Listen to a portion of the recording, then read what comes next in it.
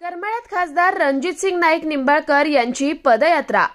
माढा लोकसभा मतदारसंघाचे महायुतीचे उमेदवार खासदार रणजितसिंग नाईक निंबाळकर यांच्या प्रचारार्थ करमाळा शहरात पदयात्रेचं आयोजन करण्यात आलं होतं। यावेळी आमदार संजय मामा शिंदे हे देखील पदयात्रेत सामील झाले होते।